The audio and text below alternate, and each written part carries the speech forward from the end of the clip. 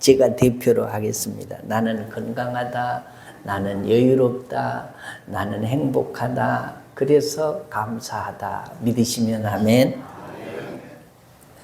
2026년에는 여러분 생애에 최고의 해가 되시기를 주의 이름으로 축원합니다. 어떻게 그렇게 되냐? 성경 말씀에 보면 네 믿은 대로 될지어다 라고 말씀해요. 믿으면 믿는 대로 되고 안 믿으면 안 믿은 대로 됩니다. 그래서 2026년이 이제 한 달 지났는데 올 한 해 동안에 내 인생의 최고의 해가 될 줄로 믿습니다. 하나님이 도와주시면 안 될 만한 것도 되고 하나님이 안 도와주시면 될 만한 것도 안 돼요. 인생은 누군가의 도움으로 살아가게 되어 있습니다. 우리의 도움은 하나님이신 줄로 믿으시면 아멘. 하나님이 복을 주시면 가능한 일이니 내 인생의 최고의 해가 올 한 해가 되기를 기도합니다 하고 늘 그렇게 기도하고 그렇게 믿음으로 살아서 올 연말에는 올 한 해는 축복의 한 해였다. 무슨 해? 행복한 한 해였다라고 고백할 수 있기를 주의 이름으로 축복합니다. 아멘 한 사람들만 그렇게 될 것입니다. 이유는 말한 대로 되기 때문에 그렇습니다. 여러분 하나님이 살아계신 것을 믿으시면 아멘. 우리는 이 세상이 두 쪽이 나도 하나님이 살아계신 것만큼은 의심 없이 믿는 사람들입니다. 살아계신 그 하나님이 태초에 말씀으로 천지를 창조하셨습니다. 천지를 창조하신 이유는 하나님의 형상대로 지은 만물의 영장인 사람이 살 수 있는 환경을 조성하시기 위해서 하나님이 세상을 창조하셨습니다. 마치 출산을 앞둔 어머니가 아이를 위해서 유아용품을 미리 준비하는 것과 같이 하나님이 우리 인생들을 위해서 모든 것을 다 만드셨다는 것입니다. 그리고 그 가운데 우리 인생을 내시고 만물의 주인공으로 삼으셨습니다. 하나님이 창조해 놓으신 이 땅을 이 주인공들을 통해서 다스리고 정복하고 관리하게 하셨습니다. 그리고 하나님과의 사랑을 나누고 행복한 인생을 살도록 계획하셨습니다. 그리고 하나님과 만나서 교제할 수 있는 특별한 장소를 마련하셨어요. 그것이 첫째는 에덴 동산이었습니다. 두 번째로는 광야 가운데 있는 성막이었습니다. 세 번째로는 솔로몬 시대를 지나오면서 성전을 건축하게 해가지고 에덴 동산에서 하나님이 사람을 만났습니다. 광야의 성막에서 사람을 만났습니다. 그리고 솔로몬 성전에서 하나님이 사람을 만났습니다. 그리고 지금 이 신약 시대에는 바로 예수 그리스도를 통해서 보내주시기로 약속하신 성령님을 보내주셔서 우리 속에 거하게 하시고 세상 끝날까지 함께하게 하시는 줄로 믿으시면 아멘. 때문에 성경 신약 성경에서는 예수 믿는 사람을 너희 몸이 성전인 것을 알지 못하느냐라고 말씀하십니다. 우리가 이 추한 육신이 어떻게 성전이 될 수 있겠습니까마는 그 속에 성령님이 와서 거하시면 성전이 됩니다. 하나님이 우리를 만나시기를 원합니다. 그리고 교제하시기를 원합니다. 이유는 우리에게 복 주시기 위해서 그렇습니다. 모든 역사는 이 만남을 통해서 이루어집니다. 부모와의 만남을 통해서 인생이 시작되고 친구와 만나고 스승과 만나고 아내와 남편과 이웃과의 이 잘 만남이 행복과 불행을 좌우하는 것입니다. 그래서 인생의 가장 큰 축복은 먼저 하나님을 만나는 일이고 두 번째로는 사람을 잘 만나는 것이 인생의 두 번째 축복입니다. 동의하시면 아멘. 사람을 잘 못 만나면 인생이 불행하게 살 수밖에 없습니다. 그래서 하나님을 만나야 하고, 하나님은 자신의 형상대로 지음받은 사람을 만나야 하나님의 영화로움이 회복이 되는데, 하나님은 거룩하신 분이시고 우리 인간은 죄인입니다. 거룩과 속된 것이 만날 수 없듯이, 만날 수 없음에도 불구하고 하나님이 우리를 긍휼히 여기시고 사랑하는 증거로 명령을 하시는데, 너희는 나를 위하여 거룩한 곳을 지으라. 바로 거룩한 장소가 말 그대로 이 성소인 것입니다. 따라서 성소가 갖는 의미는 매우 중요합니다. 성소는 곧 하늘로 가는 길이고 하나님을 만나는 장소이기 때문입니다. 또 성소는 오늘날 예수 그리스도를 상징하고 계시하는 모형입니다. 그래서 성소를 알면 예수 그리스도가 보입니다. 성경에 보면 하나님이 친히 설계하셔서 만드신 세 가지 건축물이 있는데, 첫째는 노아의 방주입니다. 둘째는 모세로 하여금 만들게 하신 이 성소입니다. 셋째는 솔로몬으로 하여금 짓게 하신 성전입니다. 중요한 이유가 있기 때문에 하나님이 직접 설계하시고 그것을 지을 때 네 맘대로 짓지 말고 내가 명령하고 지시한 대로 지으라라고 하셨습니다. 예수님이 십자가에 달리셨을 때에 있었던 일들에 대해서 복음서에 자세히 기록하고 있는데, 똑같은 사건을 똑같이 기록하고 있는 성경을 공관복음이라고 합니다.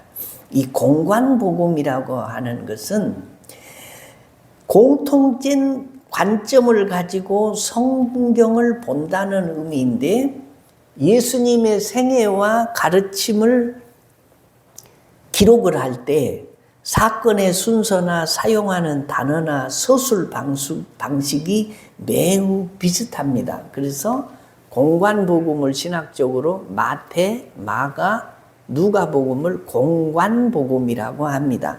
예수님이 십자가에서 고통 중에 시달리다가 마지막 숨을 몰아쉬시면서 다 이루었다 하고 숨을 거두실 때에 성소와 지성소 사이를 가로막고 있는 해달의 가죽으로 짜인 그 휘장이 있었는데, 그 휘장이 마태복음 27장 50절과 51절, 또 마가복음 15장 37절과 38절, 누가복음 23장 44절과 45절에 보니까 때가 제6시쯤 되어 해가 빛을 잃고 온 땅에 어두움이 임하여 제9시까지 계속하며 성소의 휘장이 한가운데가 찢어지더라라는 말씀이 있어요.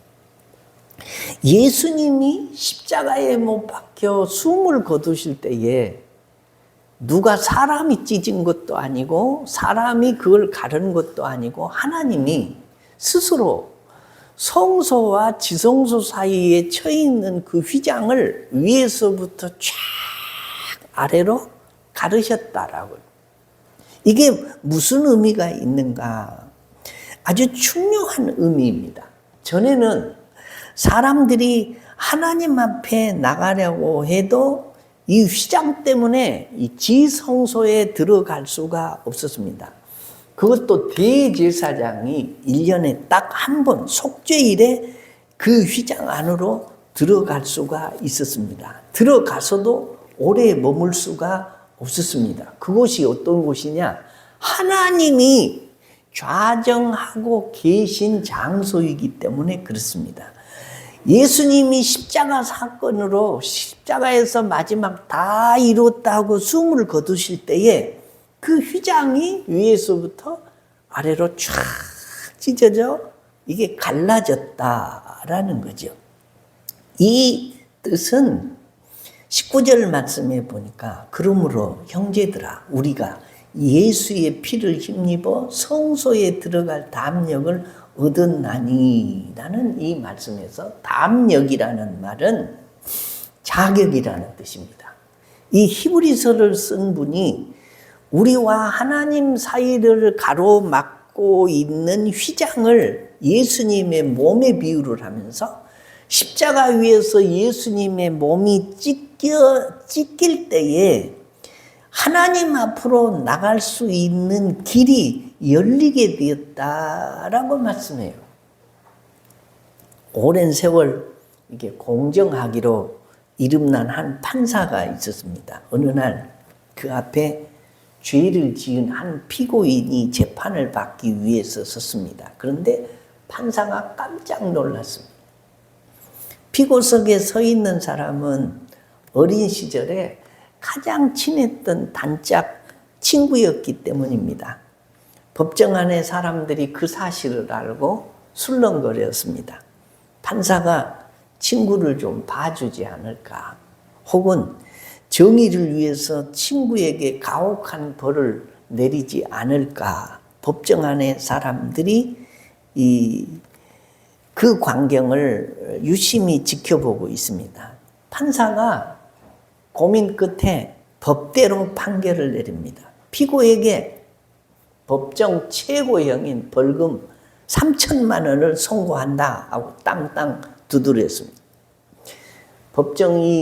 법정 안에 이 판사의 냉철함에 사람들이 조용해졌습니다. 친구는 큰 돈을 낼 형편이 되지 않아서 감옥에 갈 수밖에 없는 처지였습니다. 그런데 판결을 마친 판사가 법복을 벗고 내려오더니 피고석으로 다가가서 자신의 지갑에서 이게 카드를 꺼내주면서 말했습니다. 오늘 이 카드로 벌금을 내고 집으로 돌아가게. 판사로서 죄는 벌어야 했네. 하지만 자네가 치러야 할 벌금은 내가 대신 내주겠네. 판사는 자신의 온 힘을 다해 재산을 털어서 친구의 벌금을 대신 납부했고, 친구는 그 자리에서 형벌로부터 완전히 자유해졌습니다. 무슨 말이냐? 예수님은 자기의 몸을 찢어 우리가 하나님 앞으로 나갈 수 있게 해주셨습니다. 우리를 구원해 주셨습니다. 하나님께 나갈 수 있는 길이 예수 그리스도를 통해서 열렸습니다. 그러면 어떻게 해야 합니까? 하나님 앞에 나갈 수 있는 길이 우리 앞에 열려 있으니 하나님께 나가야 됩니다. 하나님께 나아가는 첫걸음이 뭐냐? 하나님께 나가는 첫걸음은 예배입니다. 믿으시면 아멘. 예배하기 위해서 모여야 합니다. 모이는 것입니다. 그러므로 우리는 힘써 모여야 됩니다. 이유가 뭐냐? 움직이지 않는 소망이 우리에게 있기 때문입니다. 무슨 소망입니까? 하나님께로 나가는 소망입니다. 이 소망이 있는 사람은 오늘 25절 보시기를 바랍니다. 모이기를 피하는 어떤 사람들의 습관과 같이 하지 말고 오직 권하여 그날이 가까움을 볼수록 더욱 그리하자라고 말씀하고 있습니다. 지금은 모이기를 피하는 사람들이 점점 더 많아졌습니다. 아마 이 히브리서를 기록한 당시에 사람들도 모이기를 싫어하는 사람들이 많았던 것 같습니다.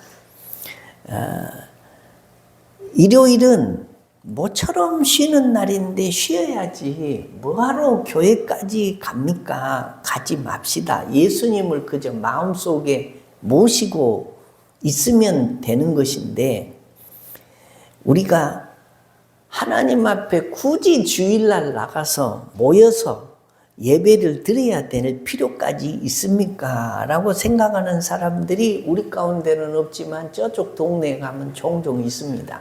신신학을 연구한 사람들이 대개 그렇습니다.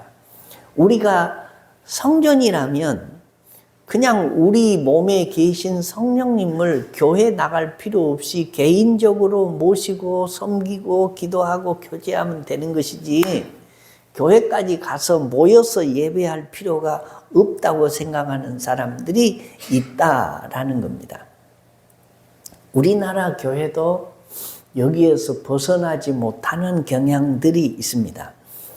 기독교 텔레비전이 처음 생길 때에 집에서 텔레비전 예배 프로그램을 보면서 예배를 드리면 되겠구나, 모일 필요 없게 되었구나 하는 사람들이 종종 있었습니다. 그래서 10여 년 전에 이 기독교 텔레비전 프로그램이 생겼을 때에 주일 오전에는 모든 교회의 예배를 중계하지 말자. 교인들이 다 교회에 나가서 예배 드려야 되니까 주일 오전에는 예배 중계를 하지 말자고 뜻을 모은 적이 있습니다. 그렇지만 지금은 위성방송이나 인터넷으로 예배를 생중계하는 교인들이 웬만한 교회들은 거의 다 그렇게 하고 있습니다. 텔레비전으로 예배를 볼 때 헌금을 하고 싶어도 그때 당시는 헌금할 길이 없었습니다. 정헌금하고 싶으면 그 다음날 월요일에 은행에 가서 온라인으로 붙였습니다. 복잡했습니다. 근데 지금은 인터넷 생중계로 실시간 예배를 드리면서 지금 봉헌 시간입니다. 그러면 그냥 핸드폰 들고 앉아서 계좌번호 거기 저장된 대로 얼마 딱 보내면 헌금 시간, 찬양하는 중에 헌금까지 다 할 수 있는 시대가 되었다라는 거죠. 점점 더 모일 필요가 없어진 시대가 우리가 사는 시대입니다. 이래저래 모이기를 피하는 사람들이 더 많아지고 있습니다. 모이는 것을 방해하는 요소들이 더 많아지고 있다라는 거죠. 우리는 이런 풍조에 휩쓸려서는 안 됩니다. 모이기를 더욱 힘써야 됩니다. 모이기를 힘써야 은혜를 받습니다. 모여야 성령님이 역사하십니다. 모여야 맛이 생깁니다. 모여야 힘이 생깁니다. 이왕 모이려면 정해진 집회에 모여야 됩니다. 요즘 교회에 두드러진 현상 가운데 하나가 이게 주일 낮 예배 한 번 참여하고 다른 예배는 전혀 관계없이 사는 사람들이 대다수입니다. 우리 교회도 그런 분들이 얼마나 있을까 생각해 보면 아마 한 절반 정도는 있지 않을까? 주일 낮 예배 한 번 드리는 걸로 하나님 앞에 의무를 다했다라고 생각하는 사람들이 있다라는 거죠. 요즘 교회 두드러진 현상 중에 하나입니다. 주일 오후 예배, 수요 예배, 새벽 예배, 옛날에는 해만 떨어지면 주변도 깜깜하고 할 것이 저녁에 할 일도 없고 해서 일찍 자고 새벽에 일찍 일어나서 새벽 기도들을 했습니다. 세상이 이제는 밤 문화로 변해가니까 아침에 일찍 일어나서 출근하기도 바빠서 죽겠습니다. 그러니 새벽에 4시에 일어나가지고 교회 나오는 것이 어디 쉽겠습니까? 특히 우리 그리스도인들은 진리는 변함이 없습니다. 세상이 아무리 변해도 하나님의 말씀은 변하지 않으니 특별히 예수를 믿는 우리들은 하나님 앞으로 나아갈 길이 열렸는데 그 길에 들어서서 걸어가야 되고 하나님을 만나야 될 줄로 믿으시면 아멘. 특히 우리 교회에 중직자들, 무거울 중자에 무거운 직분을 받으신 분들, 안수 집사님들, 권사님들, 장로님들이 특별히 열심히 모이는 모범을 보여줄 수 있기를 주의 이름으로 축원합니다. 길이 열렸는데도 나가지 않으면 길을 연 사람의 수고가 무익한 것이 됩니다. 우리는 그 사람의 수고를 배반하는 것이 됩니다. 예수님께서 자기 몸을 찢어서 하나님께로 나가는 길을 열어주셨으니 우리는 하나님께로 나가야 됩니다. 그 첫걸음으로 교회에 나와야 된다라는 거죠. 죄를 짓는 것은 나쁜 일입니다. 죄에는 가벼운 죄가 있고 무거운 죄가 있습니다. 세상의 법정에서는 살인죄를 아주 무거운 죄로 여겨서 중한 형벌을 선고합니다. 예전에는 국가보안법 같은 것들이 아주 무거운 죄로 여겼습니다. 하나님은 심판하실 때 어떤 죄를 제일 무겁게 여길까요? 알고도 믿음을 버리는 죄를 제일 무겁게 여깁니다. 26절을 보세요. 우리가 진리를 아는 지식을 받은 후 짐짓 죄를 범한 적 다시 뭐죠? 속죄하는 제사가 없고, 이 짐짓이라는 말은 일부러라는 뜻이 있고 계속해서라는 뜻이 있습니다. 의식적으로, 의도적으로 짓는 죄를 뜻하는 것입니다. 예수님을 알게 된 다음에 일부러 그렇게 회개하지 않고 계속해서 같은 죄를 반복적으로 지으면 용서받지 못합니다. 짐짓 죄를 범합니다. 세상에서 가장 큰 죄는 어떤 죄가 가장 큰 죄냐? 예수 믿지 않는 죄가 가장 큰 죄입니다. 알고도 믿음을 버리는 죄를 제일 무겁게 여긴다, 그런 말이죠. 예수를 믿지 않는 것은 본질을 거부하는 겁니다. 이게 마치 부모님에게 가장 큰 불효가 뭐냐? 부모님의 말씀을 거역할 수도 있고 가슴을 아프게 할 수도 있지만 그 본질을 거부하는 게 가장 큰 불효입니다. 예를 들면 이런 겁니다. 아버지를 아버지로, 어머니를 어머니로 인정하지 않는 것이 가장 큰 죄죠. 자식이 아버지를 향해서 오늘부터 나는 당신을 아버지라고 부르지도 않겠소. 그리고 아저씨, 그리고 아들이 아버지를 그렇게 불렀습니다. 이것보다 더 큰 불효가 어디가 있겠습니까? 가장 큰 불효, 막심한 일이죠. 마찬가지로 세상에서 가장 큰 죄는 하나님을 하나님으로 인정을 하지 않는 거예요.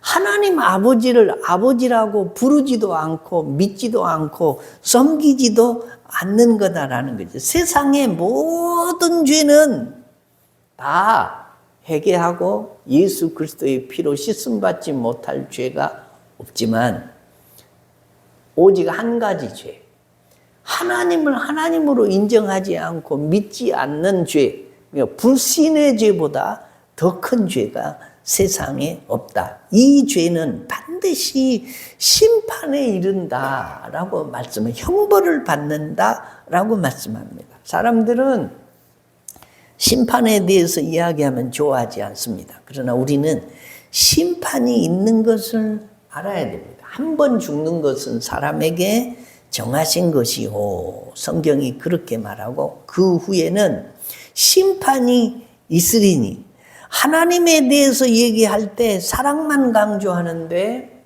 공의도 강조해야 됩니다. 사랑과 공의는 이게 손바닥의 앞과 뒤와 같습니다. 또 속죄를 말할 때 심판도 말해야 됩니다. 그날이 가까움을 볼수록 더욱 그리하자라는 말씀을 드렸습니다. 예수님의 재림의 날이 가까울수록 더욱 열심히 모이자는 겁니다. 재림의 날은 심판의 날입니다. 모이기를 게을리하면 짐짓 죄를 짓기 시작하는 것입니다. 모여서 예배드리는 가운데 우리는 이런 위험에서 벗어나야 됩니다. 나는 어떤 존재이다 하는 생각을 자기인식이라고 부릅니다. 사람은 자기가 어떤 자기 인식을 갖느냐에 따라서 그 일생이 달라집니다. 나는 보잘것없는 존재야 하는 생각을 가지고 있는 사람은 정말 보잘것없이 살게 됩니다. 옛날에 어느 나라에서 반란이 일어났습니다. 반란군이 왕궁에 쳐들어와서 왕과 왕비를 죽였습니다. 그때 시녀 한 사람이 어린 왕자를 품에 안고 간신히 탈출을 했습니다. 그리고 깊은 산 속에 들어가서 이 시녀가 왕자를 자기 아들이라고 생각하고 아들처럼 키웁니다. 왕자는 그저 평범한 산골 소년으로 성장을 합니다. 시녀가 훗날에 병들어 죽게 되었는데 숨을 거두기 전에 왕자에게 비밀을 말해줍니다. 야, 오늘 내가 네게 꼭 할 말이 있다. 죽기 전에 할 말이 있다. 그러더니 아랫목에 앉혀놓고 이 어머니가 이 어린 아들에게 절을 넙죽하면서 당신은 내 아들이 아니고 왕자님입니다. 라고 그동안의 자초지정을 자세히 설명을 해줍니다. 시골의 천한 아이처럼 아비 없는 아들로 키워져 온 아들이었지만은 자기의 신분을 알고 나서는 이 소년이 자기 인식이 바뀌었습니다.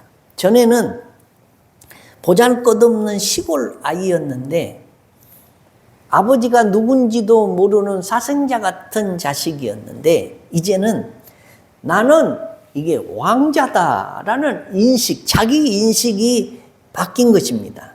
세상을 대하는 눈이 달라졌습니다. 이 나라는 내가 다스려야 하는 나라다. 살아가는 자세가 달라졌습니다. 애써 실력을 기르기 시작합니다. 나중에 이 왕자가 이 충신들의 도움을 받아서 나라를 되찾게 된다라는 이야기입니다. 나는 믿음을 가진 자다라는 자기 인식이 있으면 하나님 앞에 나아갈 길로 나아가는 것이고 믿음은 영혼 구원과 관련이 되어 있습니다. 나는 진리를 믿는다, 나는 정의를 믿는다고 할 때에 그 믿음은 신앙이 아니라 신념입니다. 진리를 믿는다는 것은 영혼 구원과 하나님 앞에 예배하는 일에 자신을 바치는 것을 말합니다. 하나님과 우리의 사이에는 믿음이 절대적입니다. 하나님이 보이지 않기 때문입니다. 하나님은 믿음 없는 자와는 만날 수가 없으신 분입니다. 그래서 베드로전서 1장 9절에는 믿음의 결국 곧 무엇이라고 하느냐? 영혼 구원이다 라고 말씀하고 있습니다. 로마서 1장 17절에 복음에는 하나님의 의가 나타나서 믿음으로 믿음에 이르게 하나니 기록된 바 오직 의인은 믿음으로 말미암아 살리라 함과 같으니라. 이 말씀은 하박국서 2장 4절을 이용하는 것인데 이 히브리서 기자도 10장 38절에서 하박국 2장 4절을 인용하고 있습니다. 나의 의인은 믿음으로 말미암아 살리라. 하나님이 우리를 나의 의인이라고 불러줍니다. 의인이라는 것은 인정받는 사람이다라는 뜻입니다. 하나님이 우리를 인정해 주신다는 거예요. 참 좋죠. 계속해서 인정받기 위해서는 우리가 뭘 해야 되냐? 믿음으로 살아야 됩니다. 그 다음 말씀에 또한 뒤로 물러가면 내 마음이 기뻐하지 아니하리라. 뒤로 물러가면 하나님이 기뻐하시지 않고 하나님이 후회를 하신다라고 말씀해요. 어떤 후회를 하시냐? 저 녀석 내가 괜히 인정해서 내가 괜히 의인이라고 불러주었어. 나는 그리고 특별한 하나님이 우리를 인정해 주시고 난 다음에 후회를 하신다라는 거죠. 내가 하나님의 사람으로 살지 못하면 그렇게 된다라는 거죠. 예수 믿는 사람은 하나님께 인정받는 사람이고 성령님이 우리 속에 오셔서 나를 인쳐주신 분이다. 이게 도장을 찍어주신 분이다. 너는 내 것이다 라고 천국 백성이고 하나님의 자녀고 구원받은 백성이라고 하나님이 성령으로 말미암아 인을 쳐주셨다는 것은 다른 사람들은 그 인이 보이지 않지만 나는 그 인을 느낄 수 있고 볼 수 있다는 거죠. 여러분, 내가 예수쟁이라는 사실이 믿어지시면 아멘. 내가 비록 주일도 거룩히 잘 못 지키고 하나님이 내게 명령하신 것을 다 준행을 못하고 살아도 항상 부족하게 살아도 그래도 나는 예수쟁이다. 나는 평생 예수를 믿고 살다 하나님 나라에 갈 사람이다 라는 확신이 있으신 분만 아멘. 아니 나는 이렇게 믿다가 까딱 잘못하면 나 그냥 그만두고 옛날로 돌아가서 타락한 사람처럼 살아도 된다고 생각하는 사람은 우리 중에는 아무도 없습니다. 잘 믿고 못 믿고의 차이지 나는 그래도 예수쟁이다. 하나님의 자녀다. 천국에 들어갈 사람이다. 이 믿음 내가 죽을 때까지 지키고 갈 사람이다 라는 생각은 우리 속에 있으니 이것이 뭐냐? 성령으로 말미암아 우리 속에 인쳐주신 거다. 도장을 남이 알게 하는 게 아니고 내가 알고 깨닫고 확신할 수 있도록 성령님이 우리 속에 도장을 찍어주신 것이다 라는 말씀입니다. 중세 로마 제국의 극심한 박해의 시대에 그리스도인들이 예배를 드리기 위해서 지상에서 모든 권리와 안락함을 다 포기하고 그들이 선택한 곳이 어디였냐? 죽은 자들의 무덤, 지하 동굴, 카타콤에 들어가서 습하고 어두운 동굴 속에서 하나님 앞에 매일 모여서 예배를 드렸습니다. 예배 드리지 않으면 그들의 삶이 황폐화가 되고 그들의 영혼이 피폐해지기 때문에 그들은 로마 황제 숭배를 거역하고 무덤 속에 들어가서 카타콤에 들어가서 거기서 하나님 앞에 자유롭게 찬양하고 예배드리는 삶이 더 훨씬 낫다라는 거죠. 어떤 성도가 로마 관리에 의해서 체포가 되었습니다. 예배를 한다고. 하나님을 섬기고 황제 숭배를 안 하고 하나님을 숭배한다고. 로마 관리가 체포된 성도에게 비웃으면서 물었습니다. 죽음의 공포가 눈앞에 있는데 왜 그 좁고 냄새나는 무덤 속으로 기어 들어가서 노래를 부르는가? 성도가 평온한 미소를 지으면서 대답했습니다. 우리는 죽기 위해서 그곳에 가는 것이 아니라 살기 위해서 그곳에 갑니다. 세상이 주는 공기보다 하나님이 주시는 생명이 우리에게 더 간절하기 때문입니다. 예배가 멈추는 것이 우리에겐 곧 죽음입니다. 그들에게 예배는 시간이 나면 드리는 행사가 아니라 영원히 숨을 쉬기 위해서 반드시 지켜내야 할 생명줄이었습니다. 카타콤은 원래 무덤이었습니다. 예배의 자유를 위해서 중세시대의 성도들은 죽은 자의 무덤으로 내려갔습니다. 사랑하는 성도 여러분, 영원한 흔들리지 않는 소망을 가진 사람은 세상 사람들의 삶의 방식과 다르게 삽니다. 세상 사람들은 이 세상이 전부라고 생각을 하고 그 전부를 위해서 살지만 그리스도인들은 이 세상의 삶이 내세를 준비하는 삶이라고 생각을 하고 삽니다. 그러니 사는 목표도 다르고 삶의 방향도 다르고 방식도 다릅니다. 땅에 발을 딛고 살지만 하늘을 사는 사람들이 예수 믿는 사람들입니다. 영원한 소망 가운데 사는 사람들입니다. 오늘도 우리가 무슨 소망을 가지고 살아야 돼요? 흔들리지 않는 이 소망, 승리의 확신. 이 땅에서 엎어지고 뒤집어지고 힘든 일을 만나고 고통 중에 살지만 마지막 우리 그리스도인들은 하나님의 나라에 가서 천사들의 수종을 받으면서 영생하고 복락하는 승리의 삶이 우리 앞에 펼쳐질 것이라는 이 믿음을 가지고 이 확신 가운데서 우리 주님이 십자가에 죽으시면서 열어주신 그 길, 하나님을 만날 수 있는 휘장을 열어주신 그 길로 계속 걸어가시다가 하나님을 만나고 하나님이 여러분을 칭송하시고 여러분의 머리에 상급을 주시고 영원한 행복한 나라에서 행복한 인생을 사는 축복의 종들 되시기를 주의 이름으로 축원합니다. 우리 다 같이